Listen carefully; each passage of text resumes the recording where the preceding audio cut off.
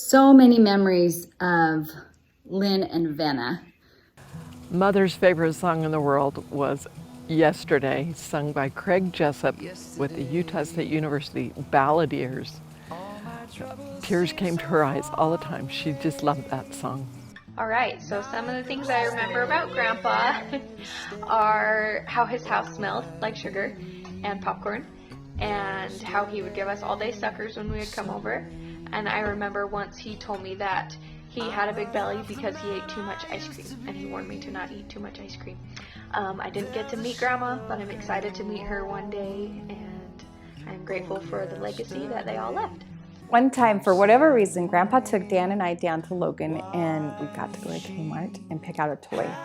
And I, of course, went down the Barbie aisle, where I picked out a Barbie, and I was so excited because Barbies are $15.99, or they were, and that is so much money for a little girl. And then on our way home, we were in the gray Cadillac. You remember that one with the velvet interior? And we got to Whitney, probably about where the sewer plant is.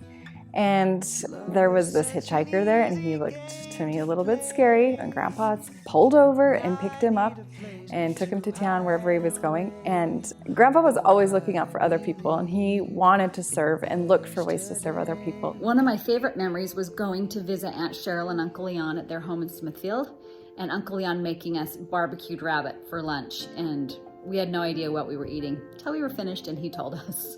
I just remember thinking, those are weird-looking chicken legs. I remember when Abby and I were younger, we played softball, and we would be out in the backyard practicing our pitching skills.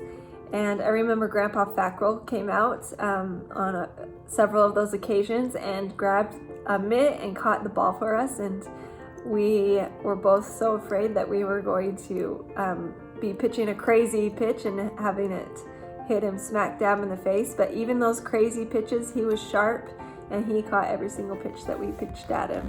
So that is a memory that I just can never forget, pitching for Grandpa Fackrell. I do remember my father flicking the porch light on and off as Robert would bring me home from dates, and we spent a little too much time in the driveway. And I do remember a couple of times him coming out again in his garments and opening the car door and grabbing me by the arm and taking me in the house. I remember one time with Mom, and this was actually before Karen and I were married. I went with him to the Manti pageant, and we went down in the camper. Karen and I were riding in the back of the camper, and Forrest and Mom and Dad were up in the truck. We were driving down the road in Salt Lake and came to a stoplight, and Karen and I were up in the top that hangs over the top, you know, where the big bed is. We were kind of making out. We hadn't realized that when the truck stopped, Mom came around to the back to check on something or get something out of it, and she opens the door, and there we are. I'm surprised she let me keep dating her daughter. Innate in almost every parent is the desire to teach their children moral virtues. This is part of the miracle of Heavenly Father's plan. He wants his children to come to earth following the eternal pattern of families that exists in heaven. Families are the basic organizational unit of the eternal realms, and so he intends for them also to be the basic unit on earth. Though earthly families are far from perfect, they give God's children the best chance to be welcome to the world with the only love on earth that comes close to what we felt in heaven, parental love. Two things that really stand out in my mind are, number one, being his daughter-in-law. He really went the extra mile to show me that he cared. There was always flowers or poinsettia on Christmas, or brought me a lily at Easter time. Just little things, little random acts of kindness that he did for me and so many others. My mom was a gardener. She had a really large garden next to her house all of my growing up years. And she grew everything, including pine trees. Pine trees that are in my backyard came from her garden, started out as little twigs. And I remember her digging the grass in the gardens and in the flower beds and the Johnson grass. It used to just drive her crazy. And she would dig it up and she says, Karen, when you dig Johnson grass, you have to get every little piece of the grass and the root, because if you leave even a piece of the root there, it will grow back. She says the pioneers used to say that if you left, maybe it was her mother that used to say, I don't remember. Anyway, even a root on a fence post, it would grow Johnson grass. I love to garden like my mother. So my favorite memories of Grandpa and Grandma Fackrell were camping at Twin Lakes or Willow Flat or wherever we ended up. Half the time I didn't even know. And we would eat lots of amazing food, and Grandma and Grandpa would always make us, a cute little bed in the camper somewhere, and we get to ride above the cab sometimes. And I loved watching Grandpa and Forrest and my dad go fishing in the morning. And it was like really early. I swear it was probably 5 o'clock. And I don't know if they ever caught anything, but it was just a great time to get to know everyone and just be together.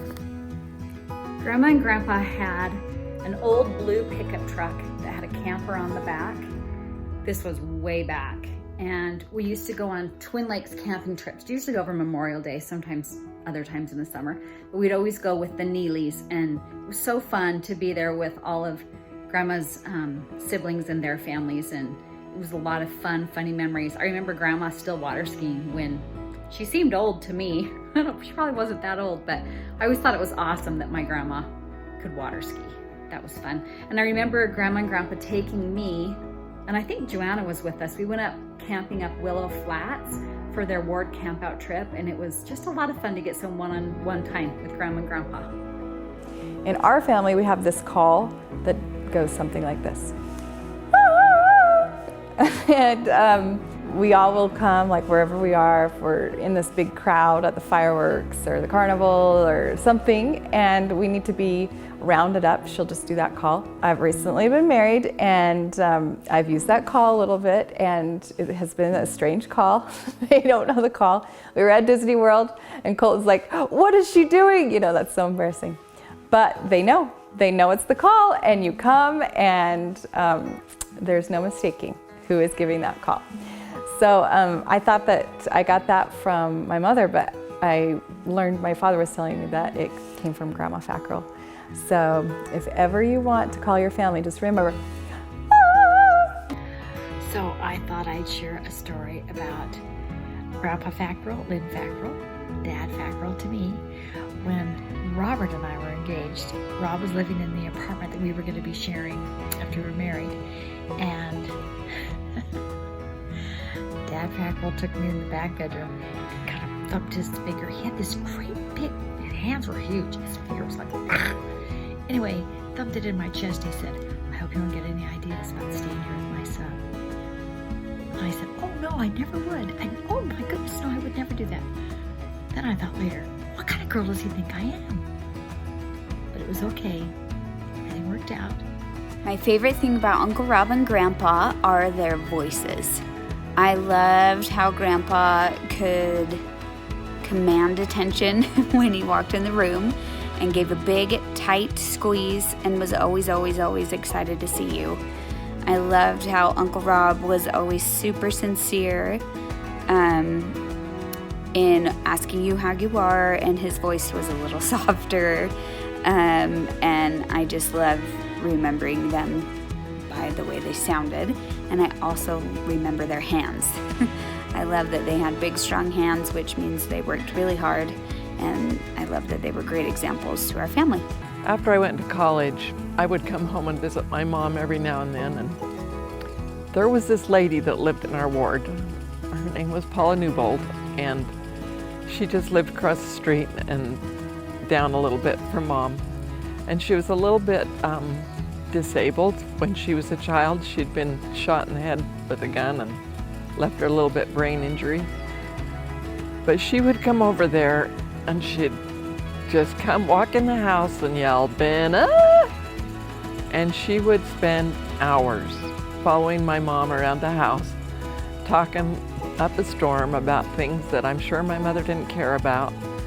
And Mother would just entertain her and just let her be there, and it just used to drive me crazy when I'd come home from college and Paula would come over and we'd have to have her following around. And I remember my mom got pneumonia and was home recovering from the hospital, and Paula came over, and she came over a lot, and she would stay. And I remember my mom telling me later on that Paula took better care of her when she was sick than anybody did. And Mom was just a kind lady. I don't ever remember her being mean to anyone. I remember on Saturday mornings, if we were not up by 7 o'clock or maybe earlier than that, we would get either a ring at the doorbell or we would have a telephone call with Grandpa saying, "Hey, are you up for all day?" Which we learned we better be, and we better be up and getting to work, because that's what Grandpa did. And then after we were married and living in Preston, he would show up at our door on a Saturday morning, like at 6, no, not quite that early, but 7 or 8 on Saturday morning, and ring the doorbell, knock on the door, bang, bang, bang. I'd go down there and get the door, and then he'd say, are you in bed? It's time to get up. Are you in bed? Are you up for all day? There's a lot of things to do. It's Saturday morning. I think, oh my gosh, it's Saturday morning. The kids are still sleepy. We're all still sleepy. Somehow, I was always the one that got up and got the door. I remember my mom telling me a story about one night when she had a date with Dad, and they went to a dance and all sorts of activities, and then I think they headed up towards Pocatello, and Dad had borrowed a car from his boss because their family never had a car. How would you like that, growing up with never having a car? He was on fire because he had a car. And so they went up towards Pocatello for a while, and then they came back, and then they went somewhere else, and then they went somewhere else. And he did not get my mother home until morning, like 6 or so, and he was in big trouble. I remember that old Lynn Fackrell. He'd always tell me he was going to put me down and spit in my eye. And he'd always ask me if my ears were painted on. And if there was one thing he always called me, it was Huck, for Huck Finn. Good old Grandpa. One day my grandma Neeley, who lived in Cornish, got a new set of dishes. A traveling salesman had come by and sold her some dishes. I don't know if they were Melmac or Corel ware or what, but they were supposed to be unbreakable. And she was on and on about how these dishes were unbreakable. My dad said, okay, and he picked one up and held it over the floor and dropped it. And it shattered into a bazillion pieces. And the look on my dad's face and the look on my grandma's face, I guess it wasn't a pretty picture. So even though I was young when Grandpa passed away, some of my most cherished memories were either when we were first getting to his house or when he was coming over to our house and running out to his truck, or at his house sitting in his chair. He always had some of those little Werther's original hard candies ready for me and a hug. Some of my memories of Grandpa Popcorn include whenever we'd go to his house. I remember swinging on his swing on the back porch. And I also remember every time we'd go over to his house, he would have on his tool belt and he would give us a Tootsie Pop, but we had to say 2 magic words, and those were please and thank you. I also remember when he would make things for us, like chairs and tables, especially the ones that the kids could sit on. And I also remember after we'd leave to go home, he would give us a ton of popcorn, and I loved the popcorn. It was so yummy, and I think that's why I like Grandpa Popcorn. It was after Mother Fackrell died. We were always worried about him on Sundays. We wanted to make sure he had dinner, and so we would call him to see if he could come for dinner on Sunday and share dinner with us. And it was really funny. It's kind of like he took a poll. He wanted to see what Karen was having for dinner, or what I was having for dinner, because he always asked, what are you cooking? And then he'd get back with me whether or not he was going to come. I always thought that was kind of funny. Anyway, but I knew he loved me. Family relationships can be some of the most rewarding, yet challenging experiences we encounter. Families are also the best way to preserve and pass on moral virtues and true principles that are most likely to lead us back to God's presence. When my mom was a teenager, her father was not making all the choices that she knew was right. She kind of was just born righteous, I think, and she knew what was right and wrong. And I think he had a problem with alcohol and partying with the boys. And it was a real concern to her. And she went and got her patriarchal blessing, I think she said when she was around 15 or 16. And in the blessing, the patriarch said to her that he was aware, the Lord was aware of her concerns, and that it was all going to be okay. And everything would be good in her life if she just remained faithful. And so, anyway, by the time her father died, he died as a stake president and had several blessings from apostles. And he was a good man. I see Grandma and Grandpa as complementary personalities. They both had strengths that were unique and different for them. And together they were just like this dynamite couple who did so many good things for our community. I remember going into the Preston Citizen, and on the wall there were all these pictures of the, I don't even know what they are now, like citizens of the community for the year or something, or like, it was like before the lamplighter, or maybe it was the lamplighter, but their picture was the first picture. And I know that they loved their community, loved to be involved, and loved to lift and bless others. When my grandpa Neeley had cancer, and it was just the last few days of his life, I remember my mother telling me stories how she was over there every day helping Grandma take care of him, and how they would go in and talk to him, and he would say to my grandma, "Your mother is a queen." He says, "I have been with her the last couple of days quite a bit, and she sits at the foot of my bed, and this would be Grandma Shumway, and she is just a beautiful lady." And as I think of those stories, I've always wanted to have visions, but I've never had any. But Grandpa Neeley did. Another experience that we had when Mom was really sick, she just told Dad to go fishing, and so him and I loaded up the trailer and we went to Flaming Gorge, and we're gonna fish below the dam. And we were there for a day. Well, it took us a day to get there basically. And then we went fishing down below the dam, and we fished for about a half a day, and he says, "I gotta go home. We gotta go home." So we took off, and it was a lesson for me on how much he loved his wife.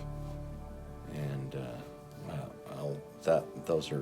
that's another experience that taught me about true love and his need for being there when he needed to be there.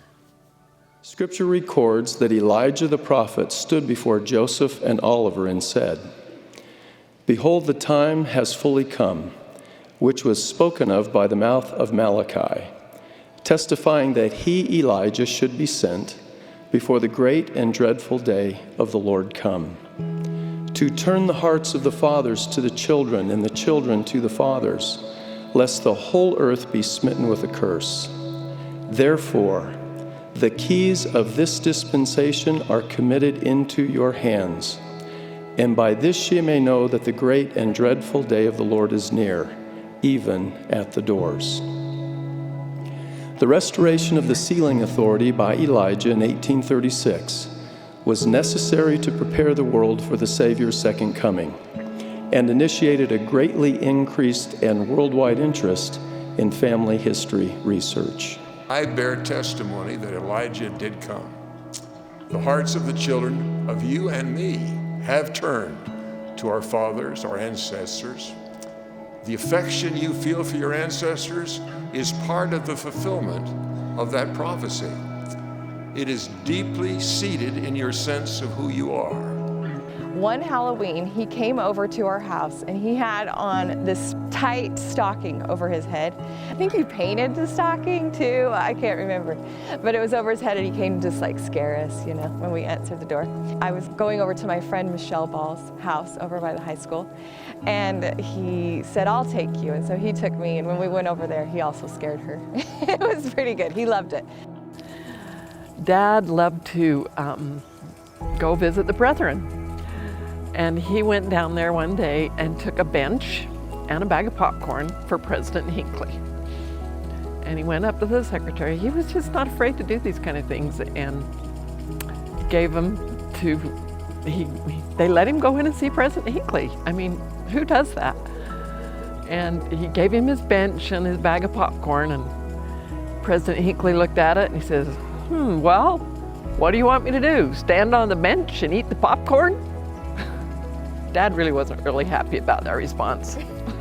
I want to tell you about my parents and how they cared for their mothers in their older years. My grandma Neeley's husband died when she was 61 years old. She really suffered with his death, and she cried a lot.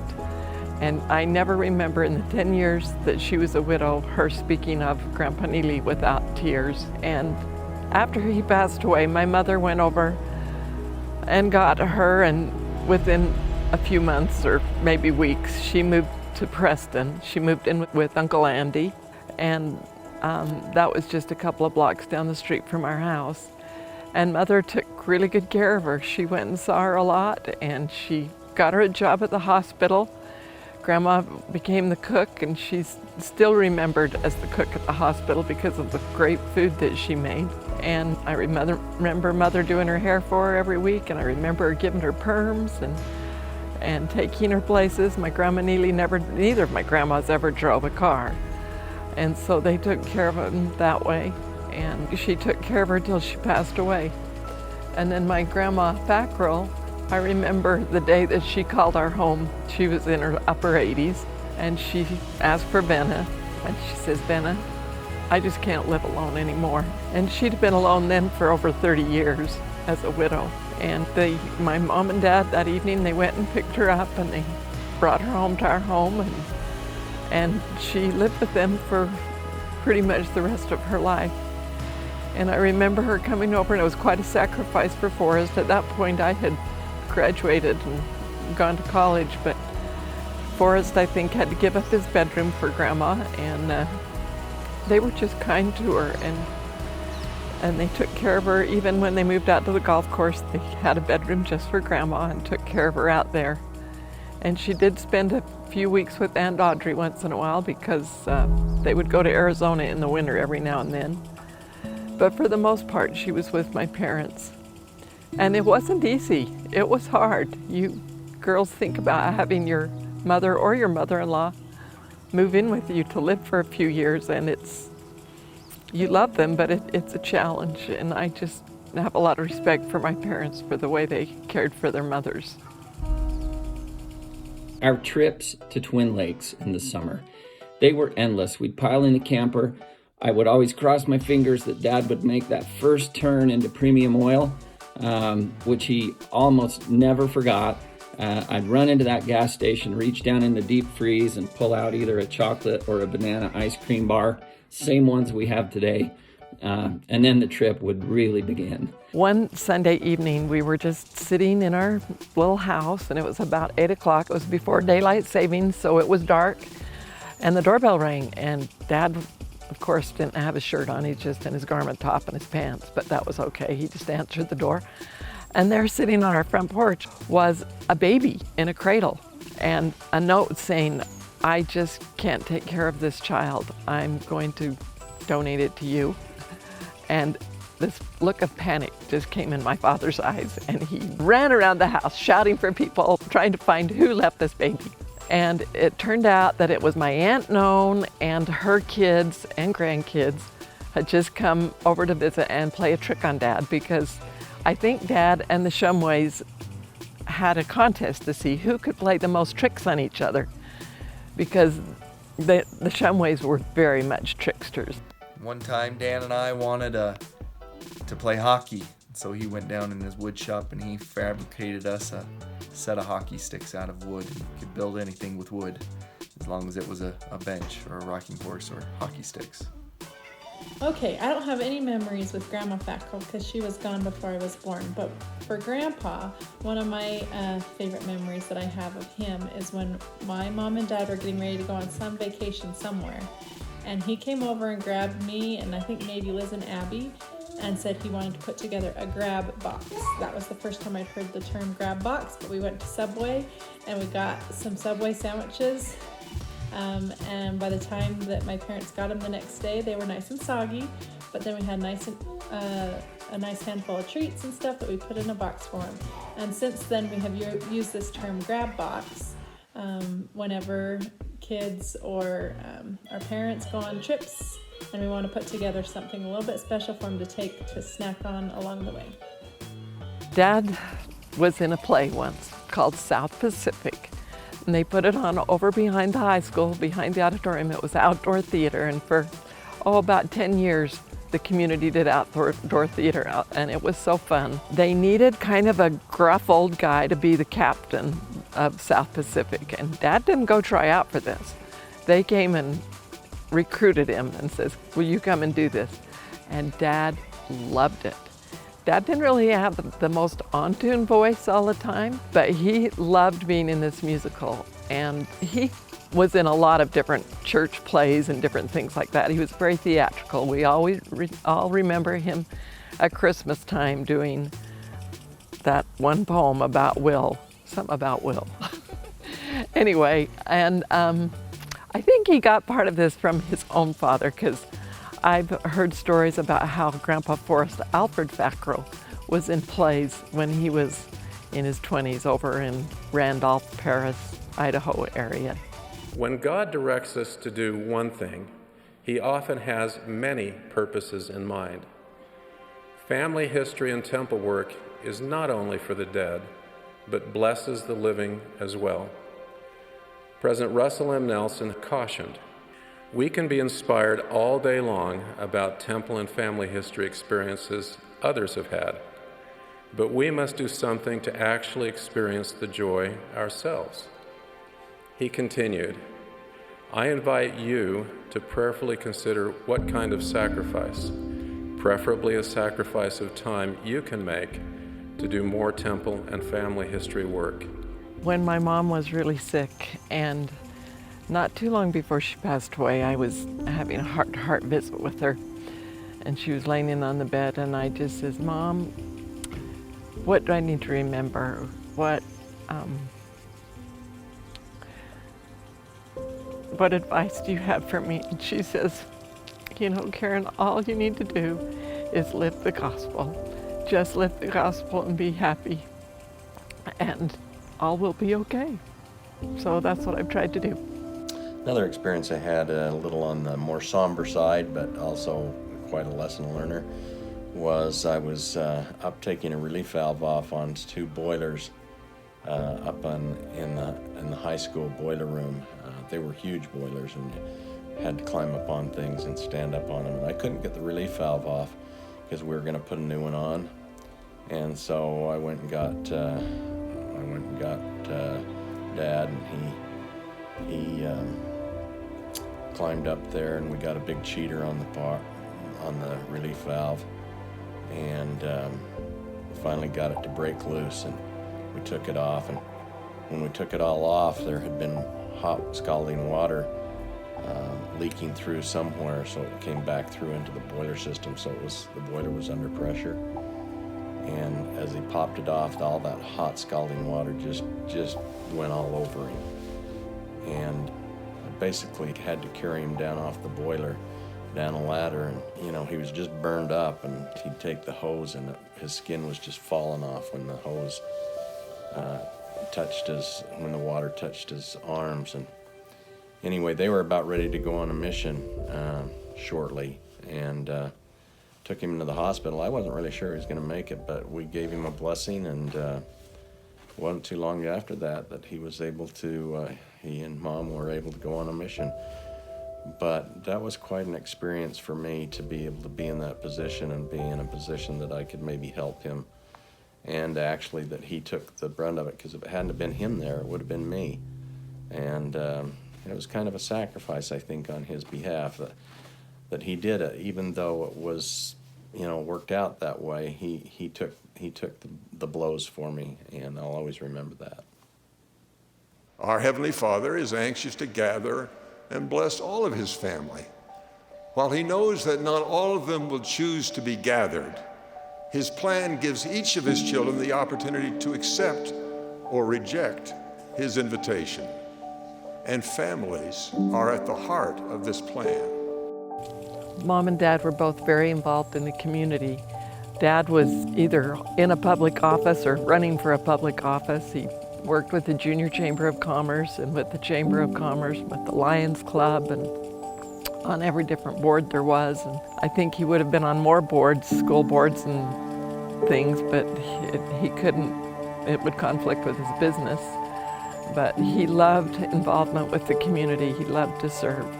He was a fundraiser at heart, and anytime money needed to be raised for any project, they came to Lynn Fackrell because he could raise the money. He raised thousands of dollars for the South Stake Center when they built that back in the day when we had to pay for our own meeting houses. And Mother was also very involved in the community. She served with Dad in the Junior Chamber of Commerce and the ladies' organizations of these different organizations, and she worked on the library board, and she worked with the voting, and she loved to do things in the community. She was always in the middle of the Miss Franklin County pageant, and they were just very community-minded people. I think it was easy for him to raise money because anytime anybody else needed money for something, they would come to him and he would always give. And so they felt obligated to give to him when he gave to them.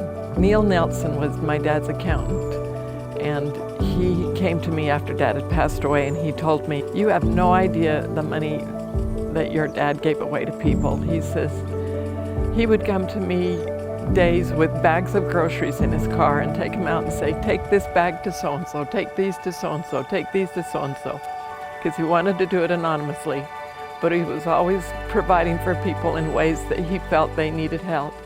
There was a family in his ward that lived in a kind of a basement house. They'd had enough money to put in a foundation in the basement, and then they put a floor on it, and then they just lived in that for years and raised 12 kids down there. Finally, they felt like they had enough money to build the upper floor, and the mother came to my dad and wanted to know if he would give her money to put windows in their home. And Dad did. He gave them money to get windows in the home, and then a little later on, they needed a car, and she came and wondered if he would help them get a new car, and he did. And he was always generous with his money. Everybody always thought Lynn Fackrell was the richest man in town, but it wasn't that he was rich, it was just that he gave what he had. I have fond memories of Grandpa Rob helping Andy and I with construction projects in our early marriage. And I remember specifically a time when we were remodeling a basement, and Grandpa Rob would bring Grandpa Lynn, even though he wasn't feeling very well. He always brought him with him, and they would work together and help us with our projects. As you follow the promptings to learn about your family history, you may discover that a distant relative shares some of your facial characteristics, or your interest in books, or your talent for singing. This could be very interesting and even insightful. But if your work stops there, you will sense that something is missing. This is because to gather and unite God's family requires more than just warm feelings. It requires sacred covenants made in connection with priesthood ordinances. Chase and Dan and Grandpa and I went up to Burley one time, and as we were passing through Pocatello, there was a new building going up. It was called the Farm Bureau Building. And every time we'd go up, and every time we'd come back, he'd say, "I wonder what that building is." It said Farm Bureau right below it, you know, new Farm Bureau building. We'd go up to Burley and we'd work for the day, and then we'd come home. And then he'd come past there and he says, "Well, that's a new building going up. I wonder what that building is." And the kids and I still laugh at that every time we drive by there, thinking about the new Farm Bureau building and wondering what that building is. All right, so memories of Grandpa and Grandma. Really, I only have memories of Grandpa with his lollipop bag and his caramel popcorn, and always coming over and sitting at the kitchen table and talking to my parents. But some of the memories that I have most of him are when we would go to work plumbing, and he would always sit in the passenger seat going like this and moving his legs all over the place while he would talk to my dad. Anyway, he was always kind, always service oriented, and very friendly, and he always knew that when something needed to be done, he was going to go and do it. Another experience that we had on that same trip, actually, when we were doing that, we went into Rupert to have some lunch, and we were looking for a place to eat, and we were talking, we were with Grandpa, and we pulled into this drive-in, and Grandpa said to a guy there, he says, can we go in there, or can we order from here? And there was a guy that was just coming out. He says, oh yeah, just drive up on in there. Just drive up on in there. And we all had a good laugh at that, because now every time we want to go somewhere, we just pull up, and Dan or Chase will say, yeah, just pull up on in there. Just you can do it. Just pull up on in there. I remember spending a lot of time with Grandma and Grandpa on Sundays, having dinner together as a family. I remember in their golf course home, they had, in the basement, Grandma had these little tiny miniature bottles of strawberry soda that we could only have on special occasions. And we used to love to go down in the basement and be able to get those tiny sodas. I remember one time he called me a blackbird singing in the dead of night. Take these broken wings and learn to fly, he said to me. And then he said, all my life I was only waiting for this popcorn to arrive. Blackbird fly. Popcorn pop. Or I'll put you down and spit in your eye. Come on, Huck.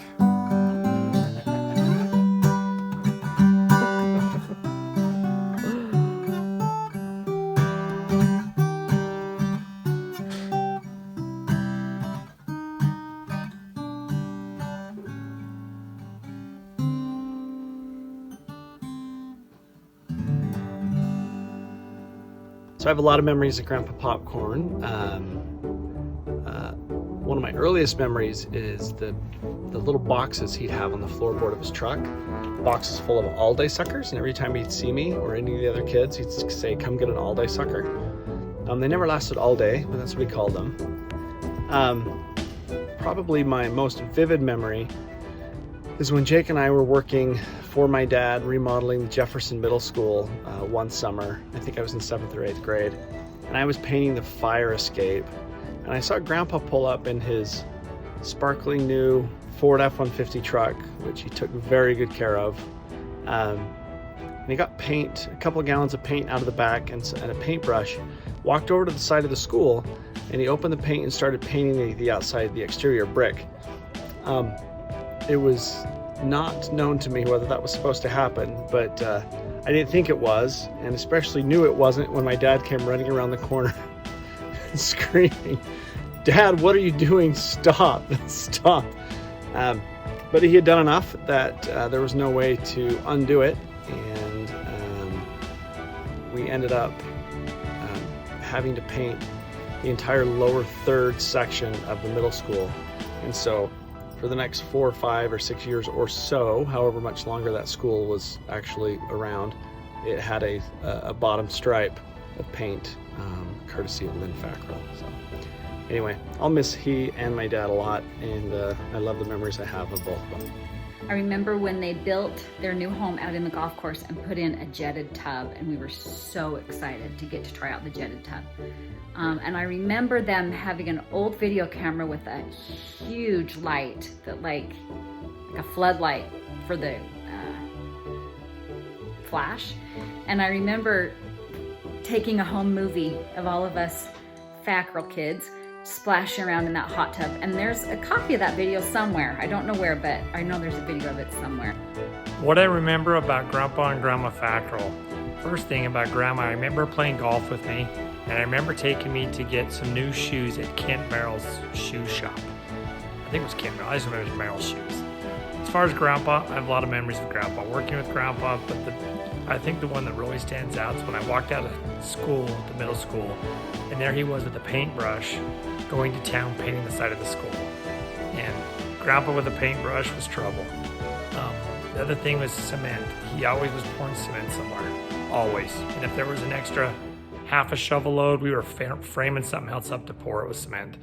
So I have a couple stories about Grandma Fackrell, or Mother Fackrell as I called her. She was always so dear to me and was so sweet, and it just was so nice. And, you know, I was marrying her baby, and, well, you know, her first baby. So she was a little concerned if I was going to take care of him. One time before we were married, we were sitting around the dinner table in Preston visiting, and she said, you know, it's just so wonderful that here you and your brothers were all raised in Southern California, and none of you are dope addicts. And I said, I know, it's really a miracle, but we kind of laughed about it because I guess she thought that people that were from California, that a lot of us were turned into dope addicts. But I didn't, and so it was good. Another thing that I think about Lynn is how he was such a great hands-on grandfather, and I think that's really rare to see older gentlemen get down on their hands and knees and give their grandchildren piggyback rides, or get them in the trap, or chase them around a room, would take them fishing and places, and just really hands-on. And you can tell that he loved his grandchildren as much as he loved any member of his family.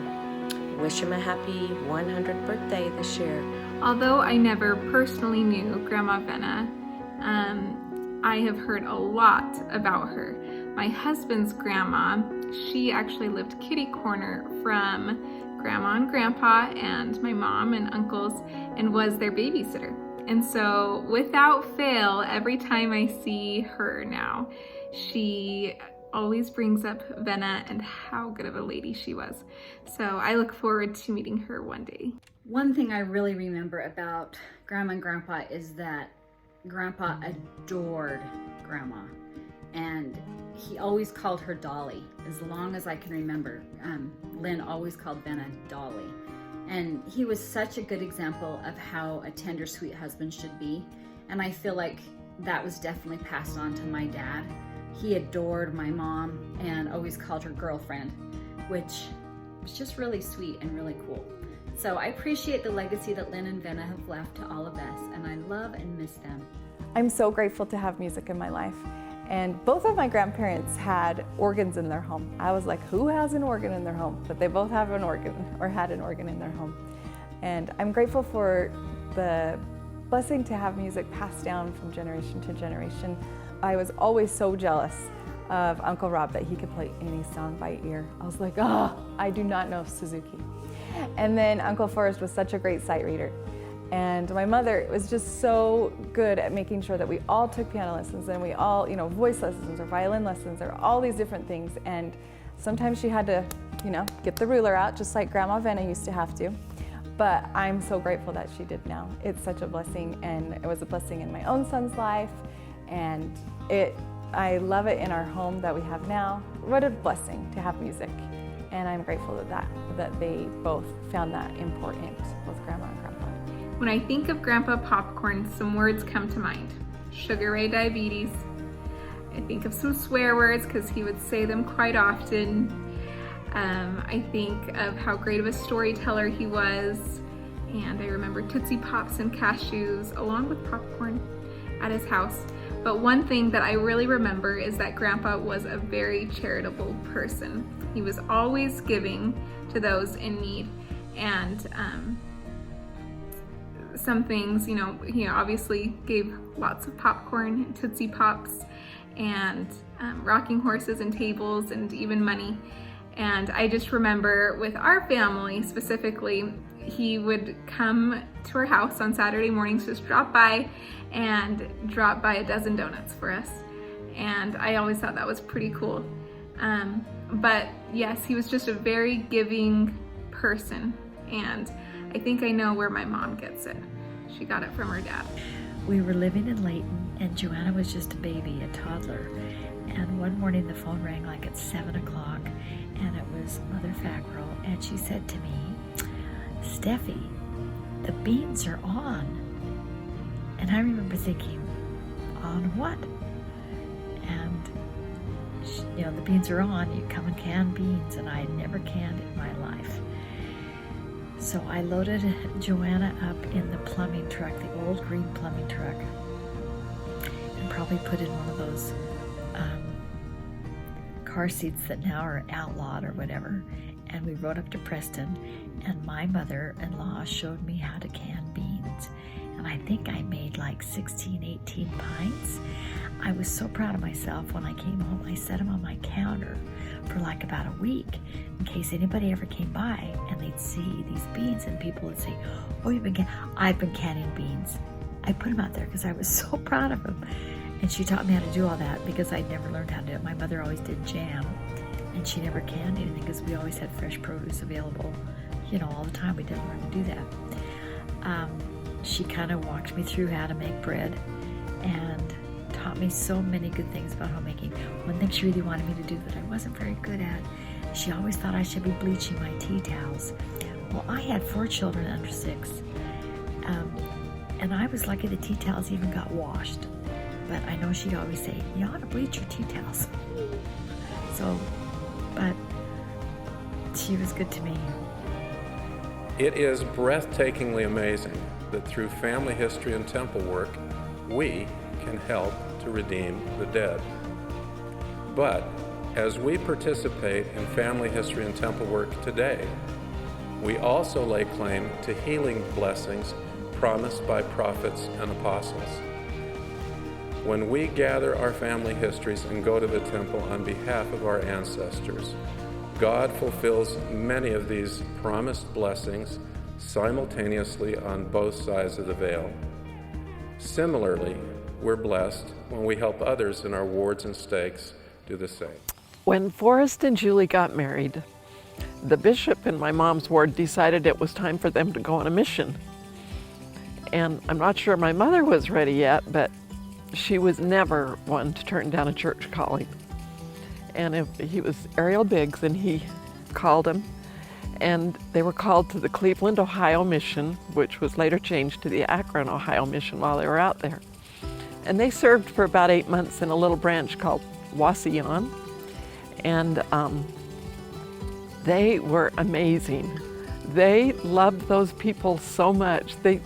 I don't know that they preached a ton, they just loved the people and served the people. And I remember Dad calling and having me make measurements of my little china hutch downstairs in the toy room because he wanted to make one for the one family out there. And then he wanted me to draw the pattern up of the rocking horse so that he could make those. And he also, that's where the popcorn began, was in the mission field.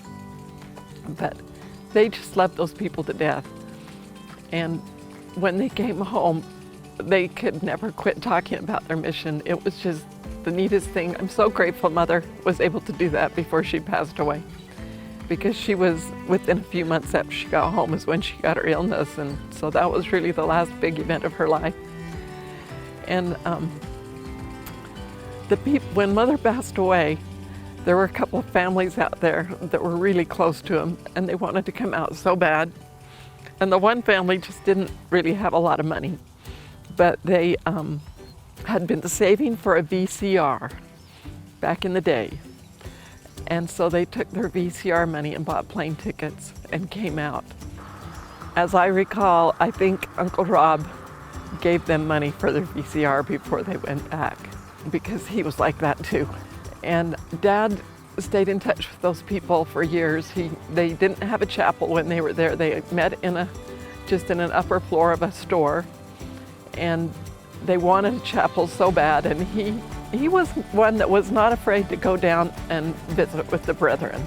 He would go down and visit with them and tell them what we needed up here. I know he always tried to get a BYU Idaho type school built in Whitney for President Benson, but he never got that done. Anyway, he went and pulled the strings that needed to be pulled, and I'm sure it wasn't just him, but I know he was helpful in getting them chapel built. And before he passed away, we wanted to take him back to the mission field because he'd never been back.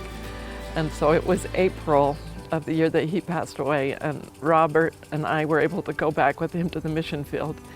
We got there on a Saturday, and the branch members had planned a big party for him. Now, mind you, this was 20 years after their mission, actually over 20 years. But they all still remembered them. They all gathered for a big party. There were a lot of people at this party. It was at one of the members' homes, and even though he was quite ill at that time and it was hard for him to be his jovial self, I know that there was so much satisfaction in seeing the love of the people. And the next day was fast day, and we went to sacrament meeting, fast and testimony meeting with them.